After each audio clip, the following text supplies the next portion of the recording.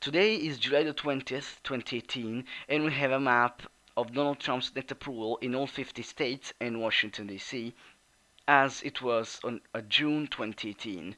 I already uploaded a video at the beginning of this month talking about Donald Trump's net approval in all 50 states, and here we have the new map. We can see some changes. That Donald Trump gained approval rating in the state of Texas, it was 5, in the state of Montana, but he lost approval in the state of Nevada, he lost approval in the state of Arizona, for example. We can see it in May. Nevada was -2, now it's -8. Arizona was 2, now it's 0. And Texas was 5, now it's 10. Montana was 3, and now it's 8. Looking at the rest, we can see that Trump has gained approval in the state of Virginia from -6 to -4, gained approval in the state of Maine from -6 to -1, in the state of New Hampshire from -15 to -11, and in the state of Michigan from -9 to -8, for example. So in today's map, we're going to fill the states looking at how Donald Trump is doing in approval polls. Safe states means that Donald Trump approval is above +10 or below -10. Likely is the approval is between -5 and -10, actually -6 and -10, or 6 and 10, and leaning in the Democrat or in Trump's column, meaning the approval is between 2 and 5 or -2 and -5.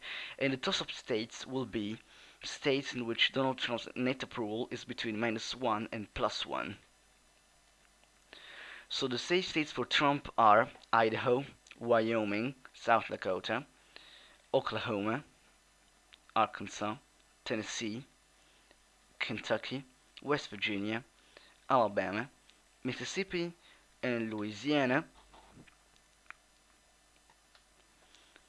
and the state of South Carolina, while leaning Trump are the states of Nebraska, surprisingly, except for the 3rd and 1st district, which are safe for Donald Trump, the state of North Dakota, the state of North Carolina, Georgia, and Florida.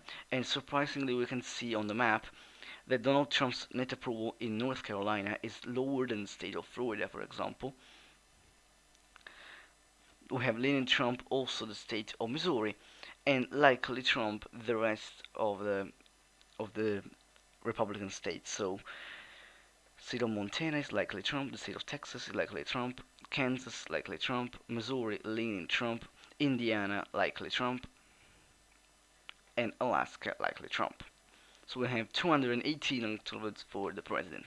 Then we have Washington, safe Democratic, and Oregon, California, and Hawaii, as always, New Mexico and Colorado, as it was in May 2018 polls, Nevada switched from leaning Democratic to likely Democratic.